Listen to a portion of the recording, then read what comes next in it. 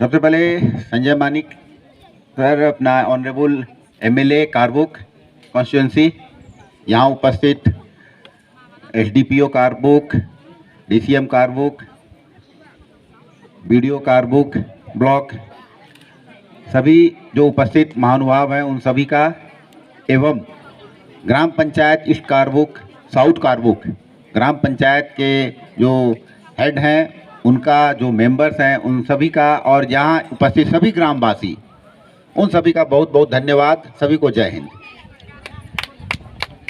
जैसा कि पता है कि 156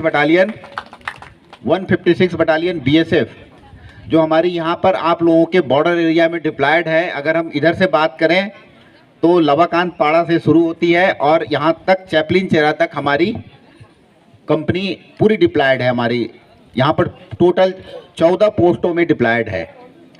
ये सभी बॉर्डर एरिया को कवर करती है। जो हमारा टास्क है, रोल है, आप लोगों को पता है इंटरनेशनल बॉर्डर है यहाँ बांग्लादेश का। यहाँ पर कोई भी अनऑथराइज्ड इलीगल जो होता है एंट्री होता है या फिर एग्जिट होता है, जो इधर से उधर जाते हैं या उधर से इधर आते हैं, उनको रोकना, और जो भी छोटी मोटी एक्टिविटीज़ होती है उन सभी को कंट्रोल करना। और यहाँ पे जो ग्रामवासी है, गांव वाले जो बॉर्डरिंग एरिया में, उनके साथ भी मिलकर काम करना, क्योंकि अल्टीमेटली हमारा ये भी काम है कि आपकी भी सुरक्षा करना है। आपकी भी जो कोई छोटे मोटे कभी भी ज़रूरत होती है तो आप बेझिझक हमारे जो इस 14 पोस्ट है आपके एरिया में, जिस कभी पोस्टों में वो नज़र पड़ता है, आपके नज़दीकी हैं, वहाँ पर जाएं। रात में कभी भी ज़रूरत पड़ता है। वैसे जो यहाँ आसपास हैं उनके लिए तो सबसे अच्छी बात है कि आप कारबुक के पास हैं, यहाँ पर सब सुविधा उपलब्ध है।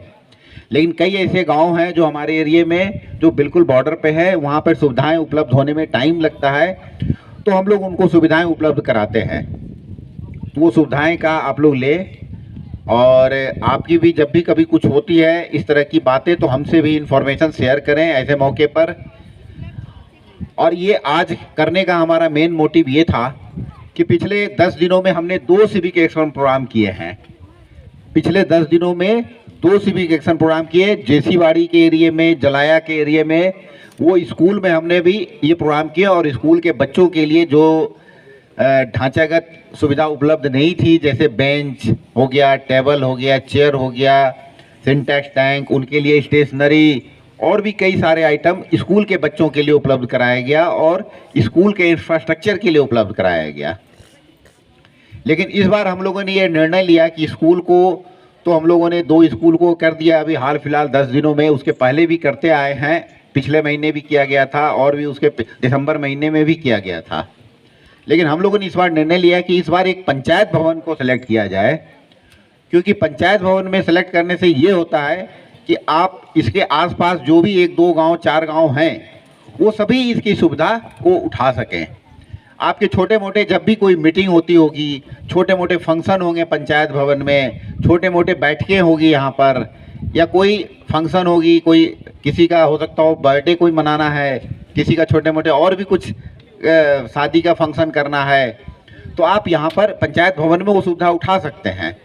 और पंचायत भवन में अगर नहीं है सुविधा, छोटे मोटी कई कमी है, तो उसको हमने एसेस किया कि क्या कमियां हैं। जैसे चेयर नहीं होंगे, टेबल नहीं होंगे, रात के समय अगर लाइट जाती है तो सोलर लाइट की सुविधा नहीं होगी यहाँ, कि अगर लाइट जाने के बाद भी बिजली उपलब्ध हो जाए, पीने के लिए सिंटेक्स उपलब्ध हो जाए, कुछ गेम के लिए यहाँ पर बच्चों के लिए जो आसपास के गांव हो वो गेम खेल ले यहाँ पर।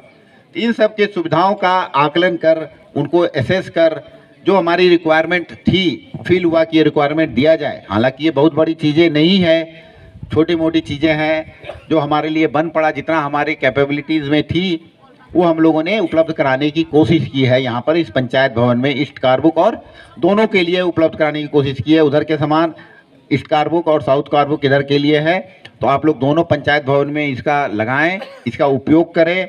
और आगे आने वाले दिनों में जैसा कि वीडियो साहब भी बता रहे थे कि कुछ भी अगर फंड आते हैं हमारे पास तो ज़रूर आप लोगों से एक बार फीडबैक लेंगे कि आप लोगों की क्या रिक्वायरमेंट है इस गांव में, आप लोगों की क्या समस्या है। और जो रिक्वायरमेंट होगी आपकी, चाहे वो स्कूल में हो, पंचायत भवन में हो, या फिर गांव में अगर कुछ ज़रूरत होगी, तो हम लोग कोशिश करेंगे कि आपकी रिक्वायरमेंट के अनुसार उसको फिल किया जाए, ना कि हम लोग पहले से कुछ अपने अनुसार कुछ ले ले और फिर आपको दे दें, तो हो सकता हो या आपकी ज़रूरत की सामान ना हो, वो फिर बेकार पड़ा रहेगा। तो आप लोगों से रिक्वायरमेंट लेंगे, नेक्स्ट फाइनेंशियल ईयर में अभी आने वाला है, तो जैसे भी हमारे पास आएगा फंड गवर्नमेंट ऑफ इंडिया की तरफ से, वो आपको उपलब्ध कराया जाएगा।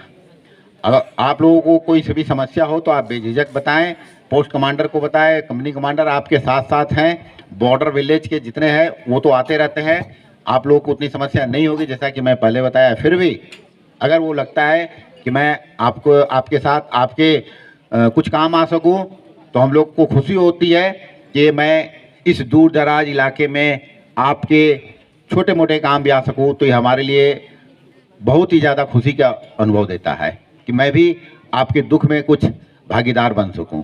ये हमारे लिए बहुत ही एक बड़ी उपलब्धि होगी कि इस दूर दराज गाँव में भी हम लोग आपके साथ खड़े हैं।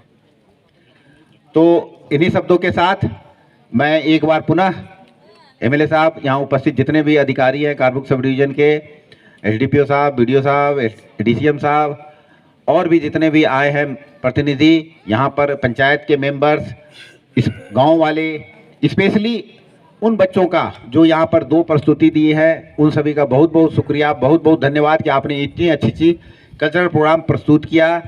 एक जो फोक डांस होता है हम लोगों के लिए, हम लोगों ने टीवी पे देखते हैं कि ये त्रिपुरा का ये फोक डांस है, ये त्रिपुरा का ये है, आज यहाँ पे लाइव देख लिए हम लोग, हम बिल्कुल सामने देखें, तो हमारे लिए बहुत ही अच्छा अनुभूति प्रदान करता है कि हम लोगों ने इतने बच्चों का प्रस्तुति डांस देखें। और इसके अलावा यहाँ से मीडिया के भी जो बंधु आए हैं, हमारे मीडिया के प्रतिनिधि, उनका भी बहुत बहुत धन्यवाद कि आपने अपना समय निकाला और यहाँ पर आए, हम लोगों के साथ आप लोग इस कार्यक्रम का भागीदार बने। इन्हीं शब्दों के साथ पुनः एक बार आप लोगों का बहुत बहुत धन्यवाद। Thank you.